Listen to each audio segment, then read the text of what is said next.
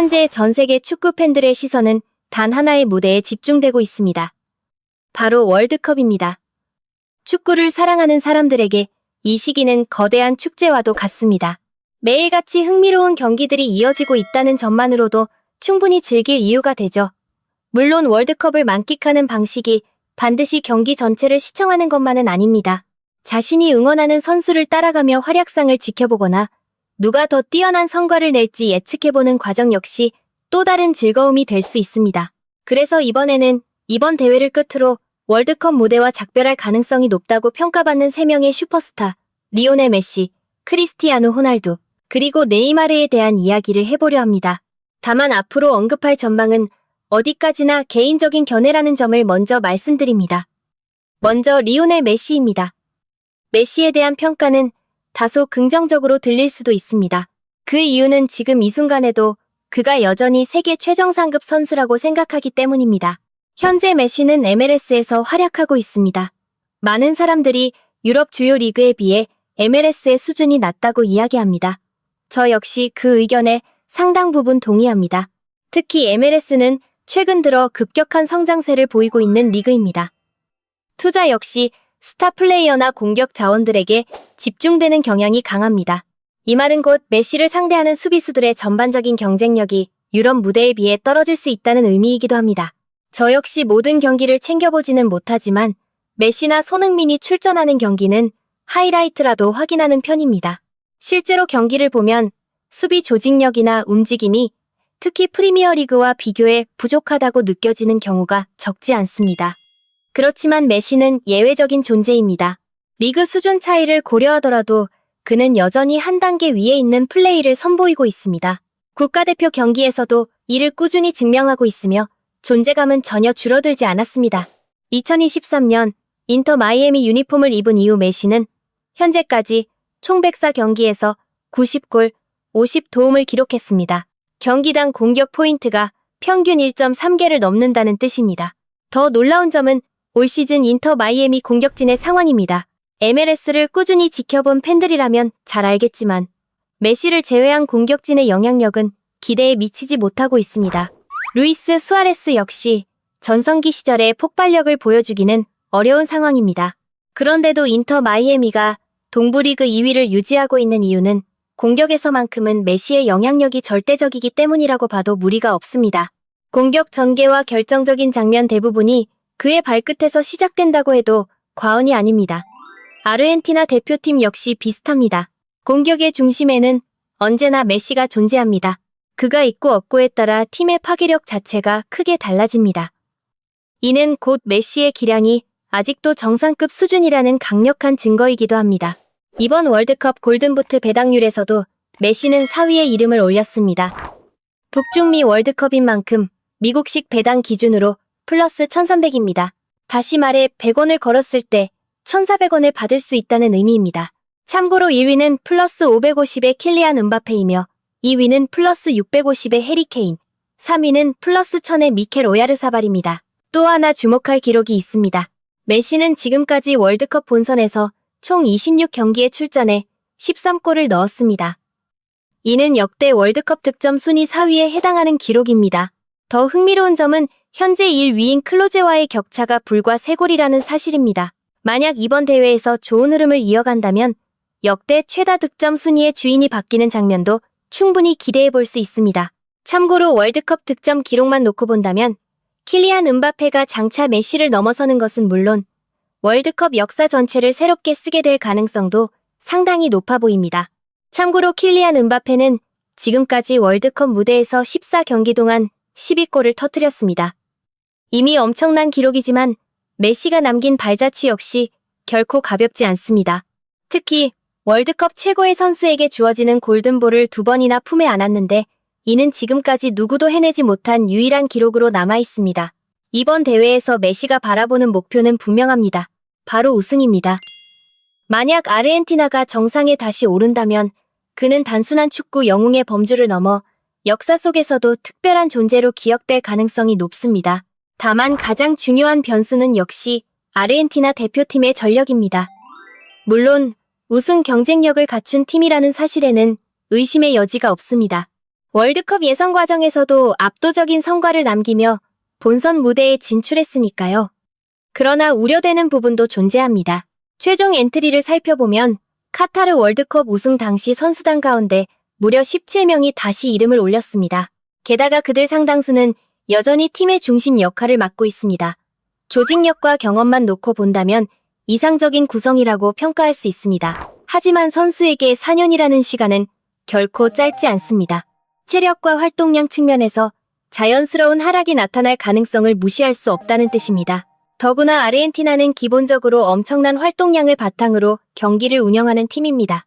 카타르 대회 정상 등극의 배경에도 로드리고, 데폴, 알렉시스, 메갈리스터, 엔소 페르난데스가 구축한 중원의 왕성한 움직임이 결정적인 역할을 했습니다. 여기에 메시는 87년생입니다. 원래도 수비 가담 비중이 크지 않았지만 이제는 그 부담을 동료들이 거의 전적으로 떠안아야 할 가능성이 높습니다. 결국 주변 선수들의 커버 능력이 아르헨티나 성적을 결정짓는 핵심 요소가 될 수 있다는 의미입니다. 개인적으로는 아르헨티나의 성공을 기대하고 있습니다. 하지만 전력을 냉정하게 비교한다면 최우선 우승 후보라고 보기는 어렵습니다. 스페인이나 프랑스와 비교했을 때 선수층의 깊이에서는 다소 밀리는 것이 사실이기 때문입니다.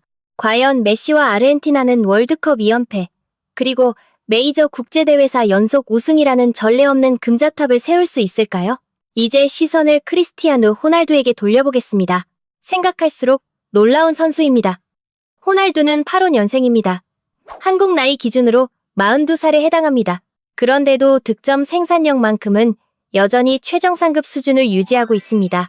2023년 알나스르 합류 이후 지금까지 148경기에서 129골과 23도움을 기록했습니다. 경기당 1개가 넘는 공격 포인트를 만들어낸 셈입니다. 물론 이 수치를 바라볼 때는 리그 수준도 함께 고려해야 합니다. 사우디 리그가 빠르게 성장하고 있는 것은 사실이지만 아직 유럽 최상위 무대와 직접 비교하기에는 차이가 존재합니다. 경기 환경과 관중 규모를 포함한 여러 요소를 감안하면 그 격차를 완전히 좁히는 일은 쉽지 않아 보입니다.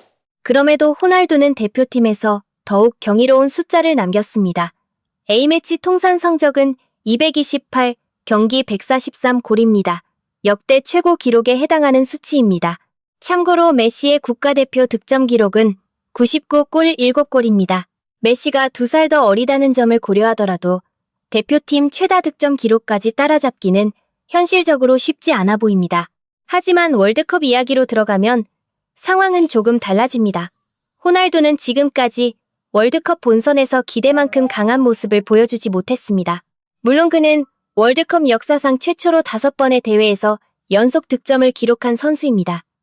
그 자체만으로도 엄청난 업적입니다. 그러나 아이러니하게도 가장 중요한 토너먼트 무대에서는 아직 단 한 골도 기록하지 못했습니다. 최근 들어 호날두를 바라보는 시선에는 이전과 다른 온도차가 존재합니다.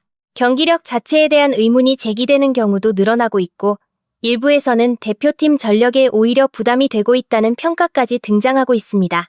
물론 대체 자원이 전혀 없는 상황도 아닙니다. 그럼에도 불구하고 여전히 그를 향한 기대치는 높습니다.